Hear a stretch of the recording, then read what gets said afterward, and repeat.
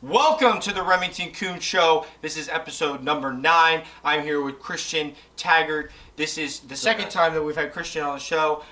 Better mic this time. Better mic this time. We got the actual studio set up this time. Mm-hmm. So first we're going to talk about the Sixers because, you're a Philly guy, I'm a Philly guy. Mm-hmm.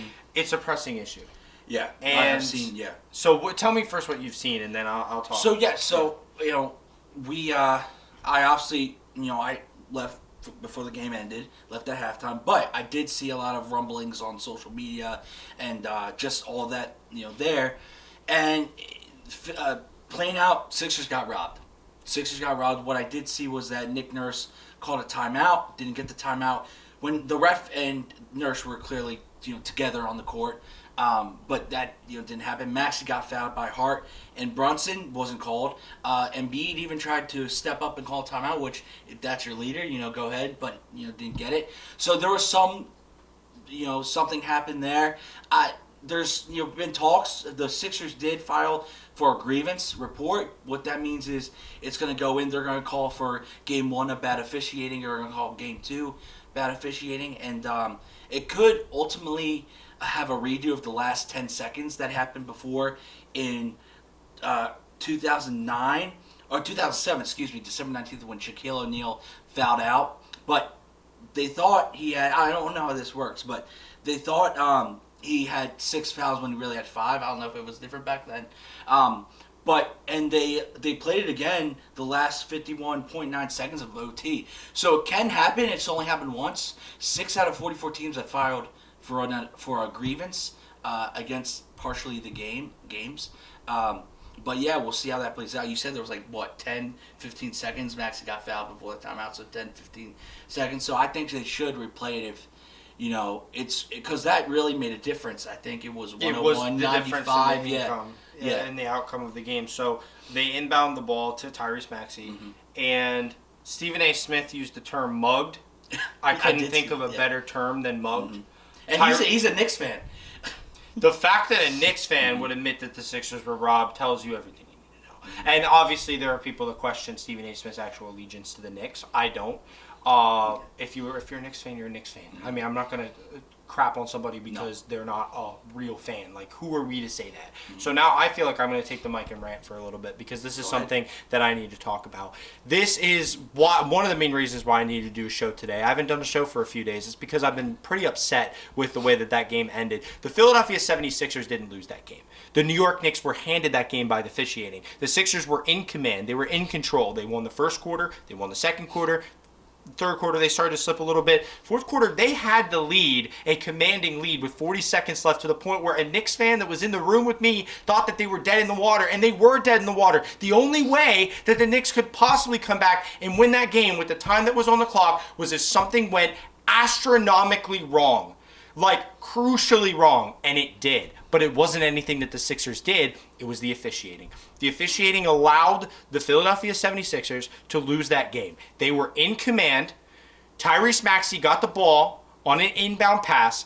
He got, and I'm going to use Stephen A. Smith's word, mugged. No foul called. The ball goes rolling out as he's laying on the ground. It's picked up by the Knicks. They shoot it. They miss. Offensive rebound where there's another foul. Kicks the ball back to the same guy, DiVincenzo, who nails a 3. Nailing the coffin on the Sixers. They're down by 1. They go down the court. And Maxey tries a layup. He gets blocked. Sixers foul. 2 free throws for OG Anunoby. They try to call a timeout so that they can move the ball farther up so they can actually draw up a play and take their time with the last 7 or 8 seconds. Or 10, or however many seconds there were for them to get this last shot to try to tie the game. They're down 3. Joel Embiid ends up attempting a 3-pointer for that tie because they had no time to draw up a play. They were in panic mode. They gave it to Embiid. He threw up a prayer. Obviously, the prayer wasn't answered. He went 1 for 9 from 3. None of this should have happened. Either Nick Nurse is granted his timeout, the Sixers come up with a play, and they are able to get the tie and go to overtime. Or overtime should have never happened to begin with because Maxey was fouled. There were numerous occasions where they were fouled. It wasn't just that occasion. It was before that and after that. There were 3 times that there was a foul that was not called on the New York Knicks in that game. Okay? The Sixers won that game. And if that last however many seconds isn't replayed and redone for the Sixers to get what they deserved, this series is a completely different series because it should be a 5-game series right now. The Sixers blew it in game 1. They got off to a great start. They didn't play 4 quarters. They played 1 quarter. This game, they actually did play pretty much 4 quarters, and they outplayed the Knicks, and they earned that game, and that game was taken away from them by pathetic officiating to the point where LeBron James, the king, comes out and says, it's unacceptable. And Embiid, it's unacceptable. It is unacceptable. The Lakers blew a lead. The officiating was terrible in that game. I don't necessarily agree with LeBron that it changed the outcome of the game. There were some really bad calls, but I think that the Lakers were going to lose that game either way because the Nuggets, when they get hot, you can't really beat Jokic. So the Nuggets are going to sweep the Lakers probably, or at least win in 5 games. And the Sixers should easily win this series with the Knicks, but the fact that they are down 2, the only thing I'm happy about is that Embiid has not lost confidence. Embiid has straight out said, we are still going to win this series, but that doesn't take away from the fact that the Sixers had a game taken away from them. Tyrese Maxey was fouled. Nick Nurse called his timeout. I can go on. All of those mistakes resulted in the outcome of the game being changed by officiating, and that should not happen. I understand it was a close game. Either team could have won, but the fact that the Knicks got a win when the Sixers clearly deserved to win that game, I could go on, but I'm gonna stop because this is gonna get carried away because I'm so passionate about this that the Sixers won that game and it's just not right. It is not right. It's unacceptable. I'll say what Embiid said. It is unacceptable. This guy's hobbling out there. He's trying his best. He almost got injured for game 1, yeah. He did, and he's been playing through it. Yeah. And it was the same knee that he had to get surgery on. Yeah. Well, he did say in post-game, he goes, we good. We're going to win this series. We're going to win this. So, I mean, that's the part I like. The fact that your leader still has confidence, I do like that. It's like, go back to what we said last week. It's like JT Realmuto. We're sick and tired of seeing the Braves at the number 1 spot, and the Phillies and Braves are neck and neck. So they're really playing up to that hype. Anyway, but yeah, that's the Sixers. And who do you think wins game 3? Sixers are winning at home. Okay. And they're winning game 4. Okay. Either way. Let's hope, yeah. Either way. Yeah. They should be up 3-1 going back to New York, but that can't happen because they got a game taken from them. So best case for the Sixers is to win their home games. Yeah. And then they're doing a best 2 out of 3 with 2 of those 3 games playing at the same rigged arena, Madison Square Garden. Yeah. Because weird things happen, and I honestly, I can't explain how frustrating it is because when you watch a game, you want the outcome to be legit, and you don't want officiating or another outside source changing the outcome of the game. And the fact that the outcome was changed by poor officiating is just uncalled for. Yeah. And it should not happen in professional sports. These players are professionals. Yeah. These referees are supposed to be professionals too. And when that many things go wrong in a short sequence of time, where the NBA has come out and said, yes, and I read all the articles, every article the next day about it, trust me, they were wronged. And every one of those calls, I'm anxious to see what the league does. Yeah. They should either replay, like you said, which has only happened once before. I actually didn't know that stat, so you brought that. Yeah. And or something has to be done because the outcome of the series could be determined by the officiating. And we were just talking off air. It happens too much, right? Angel Hernandez in the MLB, or you go to the NFL, and there's skeptics that say, oh, these games are rigged because of now betting and whatnot, and it's unfortunate that it's gone to that. And I heard, one of my Philadelphia Broads, a guy from Broads Media, he was on 97.5 for a while, but I watched his TikToks. He said he was angry, and he said, could have been because of betting or could have not been because of betting. But you needed a timeout there, and the fact that you didn't get it makes me angry to the fact of why aren't you listening? Nick Nurse is right there yelling into your ear. So I don't know. We'll have to see what happens, but I think they should replay the 15 seconds. It's not just that. It's also how bad of a foul. I honestly don't know if I've seen a more obvious foul than what was on Tyrese Maxey on the inbound, and the Sixers were still up at that point. That last 3 should have never happened. Yeah. The Sixers could have ran out the clock, or if Maxey's fouled, you got an amazing free throw shooter on the line to put the nail in the coffin. Yeah. To put the dagger in the Knicks. And again, a Knicks fan that was sitting right over there when we were watching the game. Two Knicks fans, right? Two Knicks fans. literally said this game is over. Yeah. It was. It was over. But the referees said no. I thought it was over at half when I. The referees likely had Nick's money line. You just brought betting into it. Yeah. I would not be entirely surprised. I think they should be reprimanded as well. Yeah. I do not think that was a legitimate ending to a game, and I think it was one of the most embarrassing officiating performances in professional sports that I've seen. And I've been watching sports my whole life. I have never seen a ending that bad. And for basketball fans, for Knicks fans, I would say some basketball fans, because other basketball fans like me think they were robbed. Yeah. Some basketball fans and some Knicks fans said that was the greatest thing they've ever seen. Have you ever seen the officials just stop trying for the last 40 seconds of the game and not call anything and not even grant a timeout? It's like they weren't even there.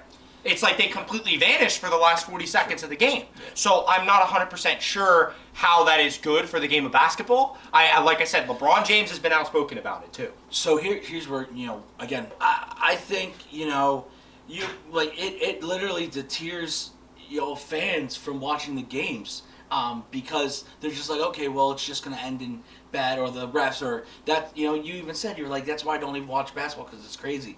And to that I agree, because things like this should not happen. They call basketball's the softest sport, I think. Anything, a touch, a fingertip, it's foul. Well, when I first kind of picked up on this, and this kind of goes back to the NFL, it was, and I always go back to this when I think of like rigging and betting and whatnot. It's when you probably know what I'm going to say, the Rams versus Saints, and that no call pass interference. I immediately go back to that as like, why weren't you there? Was there, this is different from the NBA, but was there a different vantage point the ref had? I don't know, but it's really Angel Hernandez calling outside shots or outside ball strikes. It's really getting too much. And what I'm trying to say is it expands out of the leagues. There's no consistency. Yes. And in even the Eagles-Chiefs Super Bowl, I was a firm believer that the Chiefs did not win that Super Bowl. I mean, the foul... It was a tale of two halves. The Eagles had the first half, and then, unfortunately, But the Chiefs had call... No, yes. Mm-hmm. The call... You mean the Hassan Reddick? Yep. Yeah. Well, no, the pass interference call. Yes. Jersey tuck, or supposed, yeah. I didn't see anything. Again, it's like... Yeah. How many times do we have to give Patrick Mahomes a Super Bowl? How many? He's going to win enough on his own. Yeah. Why do we have to give him another one? One that should have went back to the city of brotherly love. Yeah. So, and I'm not even that much of an Eagles fan. I'm a Steelers fan. I just love Philly, and to see them robbed like that, it feels wrong whenever a game is decided by officiating. It just feels wrong whenever there's inconsistency, whenever there's bias, whatever it is. And I think betting has a lot to do with it. I don't want to say a Vegas call, but you watch games and you're like, that's a Vegas call. Yeah. That's a Vegas call. Mm-hmm. Well, we're seeing the same thing, right? Like it's now, and I think Travis and Jason said this too. I don't want to misquote them, but I think they said players are now getting thrown out more, and yeah, maybe it's bad, but you're seeing more and more players get thrown out now that betting's back in the picture with the NFL and I think maybe other leagues too. But yeah, it is a big problem, betting and elsewhere. So it is. It's a huge problem. It's an epidemic at this point. It is. Mm-hmm. But I love sports betting. I'm not deterring people from doing it. You're probably going to lose. But every once in a while, you get lucky. That's why I don't do it, because I don't trust it. Even someone like me that's educated in my past experience betting, it's always one leg. At least with parlays. Parlay betting's a trick because you can't really make money betting on money lines and single leg plays because you have to bet so much to make anything. And so if you start parlaying, because that's the only way you can get a payout, it's usually a trap game because the likelihood of getting 3, 4, 5, 6, 8 legs to hit.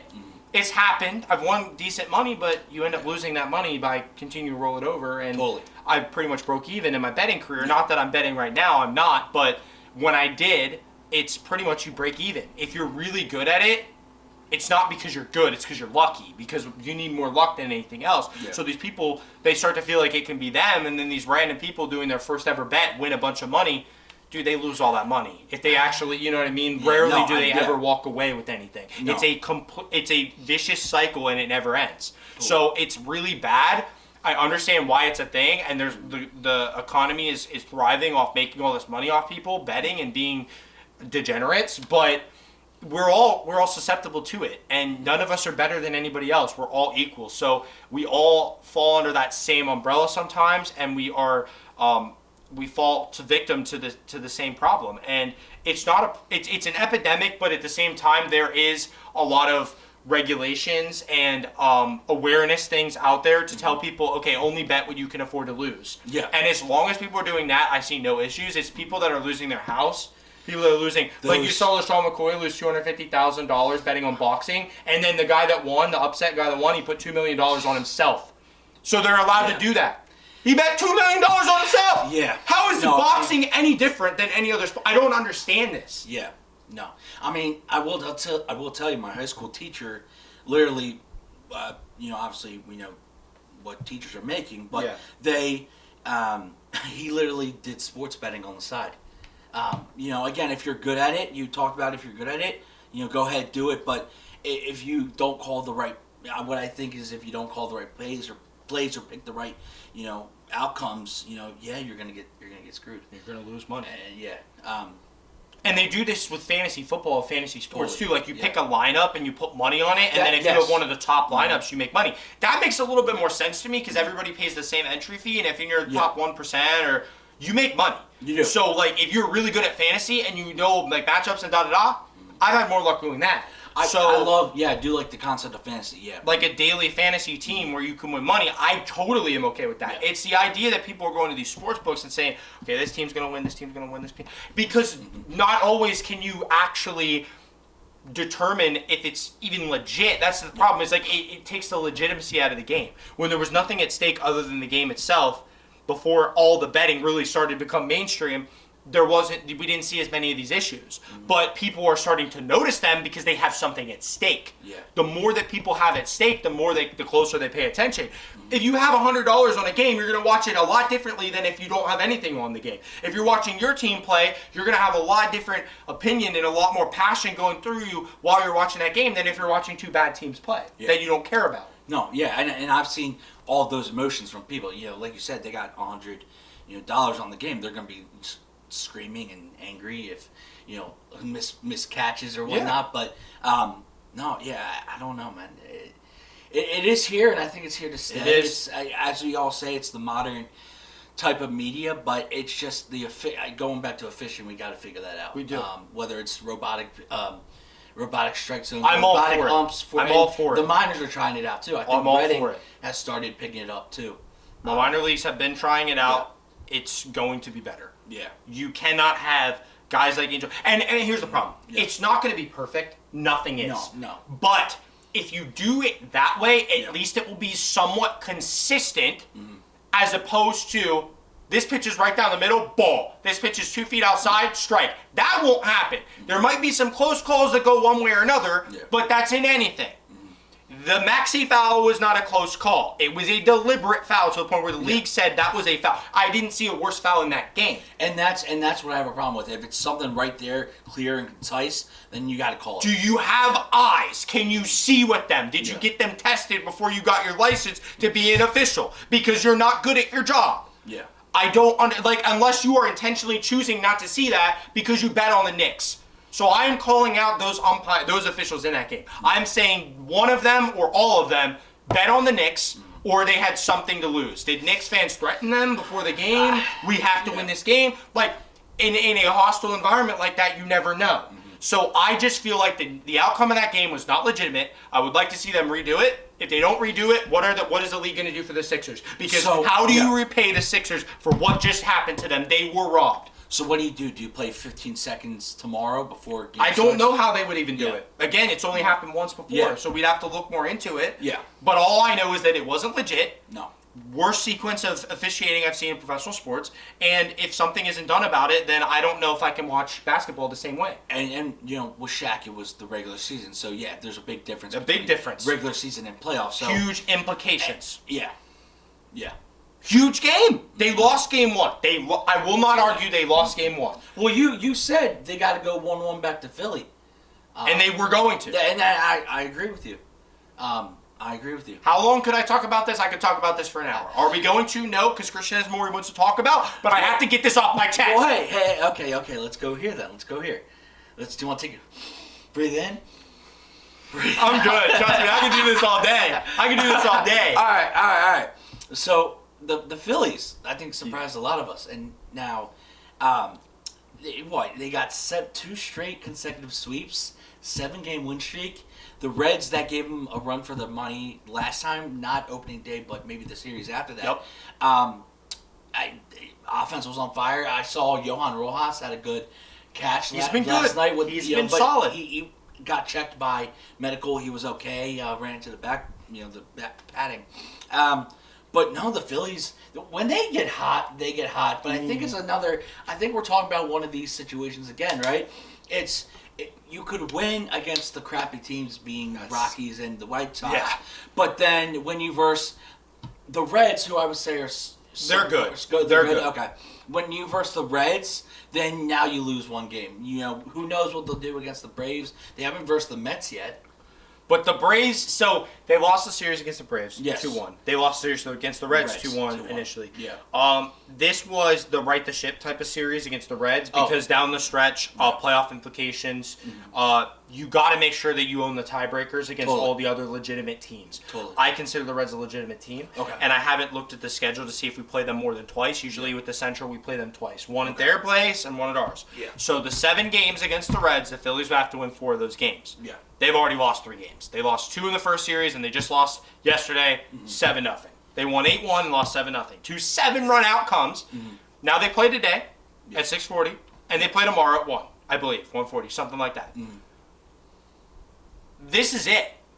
Okay, you got to win these 2 games against the Reds. Yeah. Because if you win 4 out of 7 against the Reds, and it comes down to it at the end of the season where you're vying for a wild card, the Reds could be there. Because I see either the Reds or the Cubs winning the Central. I like the Cubs. Yeah. I like the Reds. One of those teams are winning the Central. I picked the Reds, but if for some reason it's the Cubs, the Reds are still going to be in there for that wild card. Yeah. And I'm not saying that the Phillies are going to have to necessarily worry about that. They might be able to win the East this year without Strider on the Braves. But Max Fried bounced back yesterday against the Marlins. He had one of those confidence starts where he pitched a complete game shutout. The day before that, Bryce Elder, he's back in the major leagues. He pitched a shutout for the inning that he pitched. If those 2 guys are right, the Braves are still winning the East. I hate to say it because their offense is that good. But I'm not saying the Phillies can't give them run for their money if this pitching continues to be the way it is. Now, another thing I'll say about the Phillies, and I'll let you talk, because obviously this is just a lot of ranting for me because we didn't have a show for the last 3 days. I have been boiling about the Sixers, and I have been raving about my Phillies. Yep. And I will continue to rave about our Phillies because they are good. Yeah, totally. But that pitching rotation, it's different. Okay? Totally. Christopher Sanchez is, I would consider him the worst out of the bunch. Yeah. And with Taijuan Walker coming back, I would prefer keeping Spencer Turnbull in the rotation because I think he's earned it. Yeah. And moving Sanchez back to the bullpen where he has been before. Why would you put Spencer Turnbull in the bullpen other than they talked about limiting his innings? Because he's coming off a serious injury and they want to keep him healthy. I'm fine with that. Okay, well, what injury are we talking? So Spencer Turnbull had Tommy John, if I'm not mistaken. So So you're not Spencer Turnbull. You might not put him far in the game, but unlike Wheeler and Nola, they'll go far. What? So he came back to the Phillies. The reason the Phillies were able to get him for free is because he was coming off a serious injury. I'm pretty sure. Okay. It's Tommy John, man. Yeah, I'm gonna have to really look into this, but you're good. But if that's gonna mean Tommy John's okay. If that's gonna mean limiting his innings, then he doesn't want to injure that again. Yeah. But that's where you got to throw in Wheeler and Nola, which they've been, and Ranger Suarez too. Ranger Suarez, Wheeler, Nola, those are the big horses.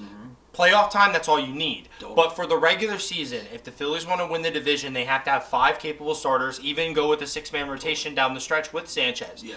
But for now, if the argument is Spencer Turnbull needs to limit his innings because he had Tommy John and missed all of 2022 and hasn't pitched a lot in the major leagues, I'm fine with it. Yeah. Let him rest, then let Sanchez rest. Yeah. And then down the stretch, these 2 guys can both start in the rotation. Give us 4 or 5 innings. I don't even need 6 or 7. Give us 4 or 5. Let the bullpen do the rest.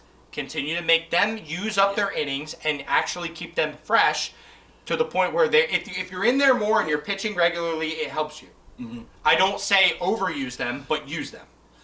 So you go to this point, right? We know, and again, it's hard because being down here, but the Phillies, their bullpen, yes, their bullpen could be great at sometimes, but other times it could really suck. So that's when you got to worry. Okay, when the Phillies lose a game, right, and Rob Thompson, say pulls, let's just say Nola's pitching, pulls Nola in the 6th inning because he's struggling. But again, he was doing really well. Let's just say he let up 2 runners. 2 runners. Then everyone's going to point fingers and be like, Thompson, why the hell did you pull him in the 6th inning? And we were talking about this with Hoskins. They release these great players, but I don't know. It's the same result. You don't know how somebody's going to perform when you let them go. Yes, that's the thing as well. Hoskins was an unknown factor because injured. he was injured all of last year, and they weren't necessarily willing to commit to him financially. And they could, Yep. So he went to the Cubs, or to the Brewers. Brewers, yeah. I wanted him to go to the Cubs. He went to the Yeah, Brewers. I wanted him. They were talked, And he's been good. He's been solid. Yes, yep. And still hates the Mets. Still, and the first series of the year, he's already fighting the Mets, which is, the Philly never leaves you. When you go somewhere else, you will still be Philly till you retire. So, Rhys Hoskins is doing his thing, and I love to see it. I'm going to keep rooting for the guy for the rest of his career. Yeah. He was around when the Phillies were nothing, and he was one of the few bright spots on that team. Totally.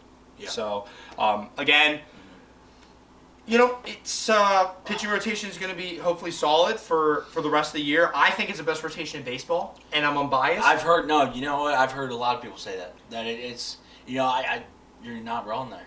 And if they just keep hitting, like I've always been saying, if their top 4 guys keep hitting, Bohm, Stott, Marsh are doing well. Christian Pache just had a good game the other night. If everyone keeps playing well, everyone, the Phillies are going to succeed no matter what. It's almost backwards because in the preseason, the MLB.com rated their bullpen 1, and their bullpen is not 1, whereas the rotation should have been 1. I firmly believe they have the best rotation, and especially with Walker coming back. Walker's a dog. Dude, people forget Taijuan Walker was actually really good when he was in Arizona. I liked him. He wasn't amazing. When he was at New York the year before he came to Philly, he was solid. Yeah. They gave him this big contract. They expect big things out of him. He hasn't been healthy. No. He's still not healthy. Yeah. You get a healthy Taijuan Walker, dude, that's a solid 4. I mean, I don't want to judge Taijuan based on what he's done as a Philly because he hasn't been healthy. If that guy's healthy, dude, he's a really good number 4. Because just like Harper said, Suarez the best number 3 in the game. Walker could be the best 4 in the game if he's right. Yeah. So I feel like the Phillies have such a deep rotation. You got Sanchez, you got Turnbull. Like we said, we got to be careful with Turnbull because of his injury. Yeah. But if they limit his innings and down the stretch he can help us, that's great. Yeah. As Charlie is just going to keep barking, I guess. But he's fired up. He's fired up because it's the Phillies. Yes. No, totally. And he doesn't have his Phillies jersey on right now. But if he did, he'd be saying the same thing. See, here's the deal, right? You have your top 4 guys, which is Schwarber, Turner, Harper. And then Harper. Well, it was Harper, but now it's Realmuto, and then Bohm. I saw last night. Mm-hmm. But it's any guy, right? If 1-4 guy gets a base hit, then the next guy's gonna bat you in. Supposedly, that sometimes doesn't happen with the Phillies. But that's what you want to hear is like maybe Turner goes to first base, and then Realmuto could knock a home run. Or you might just have Schwarber in a leadoff home run, which a lot of people love, but we want to see some action more action out of that. Situational hitting. Yeah. I will take home run with runners on, and I'll take that. Not have support the pitchers. Home runs. Support the pitchers. The more run support you give, and Zach Wheeler could use some help with that. They haven't been giving him a ton of run support until his last start. Zach Wheeler's too good. You shouldn't be giving him, how it was some crazy stat. They only gave him like a few runs of run support. I think, last week they were like, it was 5 for his 4 or 5 starts. Yeah. Yep. It was, they weren't, point blank, they weren't supporting. They weren't giving him that? And everyone, And I think, even for fans sitting at the games, right, they have near sellout crowds. But, when you're sitting there and you go, 1, 2, 3 every inning, that's not good for the fans. Everyone's leaving at the 7th inning. I'll tell you this: I never leave for a game, whether it's a blowout or I'm always loyal. I always stay there. my mom used to rant on me and be like, "Oh, come on, let's leave." But no, I saw Bryce Harper. I was at that when Bryce Harper made that walk-off grand slam. But against the Cubs? Yes. I was there too. You were there? Yeah. No way! Yeah. But yeah, everyone left in 97-5. The Fanatic was just all over it. Oh, everyone was leaving. Everyone was like, boo. There was a post-game concert too. There was. Yeah, I forget who it was. Diplo. That's right, Diplo. But yes, I remember gosh darn it, had my Cubs jersey on. And I don't know if you're allowed to curse, family friendly. But I had my Cubs jersey on, and man, I just bought a Harper throwback shirt that day, and man, I was upset. You were upset. Well, I'm a Cubs fan too. That's one of the games I love to go to, Cubs Phillies game. I went with my ex-girlfriend who was a Cubs fan, and I was repping the Phillies hard, and I was freaking pumped, man. Dude, like, I can't believe you're at that game, bro. That's so funny. I have a video somewhere of it. Like, I took a video of the walk-off homer, but dude, that was one of the greatest moments I've witnessed live. We were on the third That was unbelievable. We were on the third baseline. I was on the third baseline. You were probably in the video. I know. Dude, you probably hear me screaming. No, but yeah, I mean, those are like one of those moments where you just don't leave a game. You got to stay there because you don't know what's going to happen. Because I didn't feel any energy. I've been to a lot of Phillies games, and normally you just don't feel energy. But when it gets to the seventh inning, you're like, wait, something might happen. But then playoffs is like that all the time. Yeah. I mean, you can't beat that atmosphere in Philly. That's why the key to them winning the division, I think that's the key to them winning the World Series. If they have home field advantage throughout, I mean, dude. And that's what they said 2 years ago. That's what they said last year. Home field advantage is big for everyone. To your point, going back to it, with the Sixers home field advantage tomorrow and Friday, I'm pretty sure, right? Or no, Saturday. I think they have another day in between, actually. Yes, I think they give them, like, extra day off twice. So then, okay, let's play the 15 seconds then. No, I'm joking. I mean, dude, But I just don't understand because, like, again, home field advantage is so crucial. You steal a game, that's all you have to do. And they stole the game, but then they got it taken back from them. So now they have to steal another game? What? I mean, what? But no, see, like, the Philly energy is something special, yes. Right? I've been there, you've been there, we've witnessed it. People look down on us, some may say rightfully so, others may say we're passionate. But I went to a playoff game, a World Series game, and we get loud, and I think I want the Sixers atmosphere to be just like, I want all the celebrities to be there. I want everyone to be loud. Everyone to be crazy. I can't wait to see that. They show out for the Eagles. They show out for the Phillies, but we'll see. Yeah, we'll see. I guess the outdoor venues are a little bit better. I don't know. Yeah, well, I mean, you can hear the acoustics, right? Because you're outdoors. I still like the arena, dude. Yeah. You can't even the Pat McAfee show. They were showing the Winnipeg Jets. Oh my God, that was crazy. Playoff hockey, that was crazy, different, bro. It's different. Yeah. I'm telling you, like, people that aren't into hockey, it's the best sport on the planet. And if you get into it, you just what? I'm obviously the Flyers were bad for a while, and then I had to pick a team. Oh, the Knights? Yeah, the Knights. Well, I like them because of Fleury. I like them because of Fleury. I liked them too. 19-0 for the first season, and then they.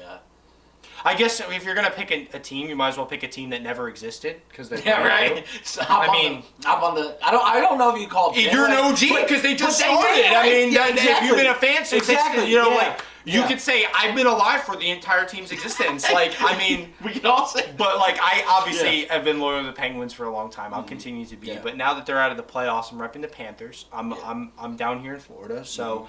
Love the Panthers. Love what they're building. If you haven't heard my rant about the Panthers Lightning series, go ahead and back to our NHL preview episode that I did with Mateo. You can listen to that rant. I'm pretty confident in the Panthers this year. I also love, obviously, my guy Jake Gensel. So if Carolina wins it, I'm not mad about that either. No. And same with my allegiance to Vancouver because of Jim Rutherford and the team that he's built with former Penguins. Totally. So I've got a lot of allegiances around the league, a lot of teams I like. So I just want to see good games, and there have been good games. So thank you all for watching. Yeah, thanks, guys. This has been the Remington Kuhn Show with Christian Tagert, episode number 9. And we'll see you next time on the Remington Kuhn Show.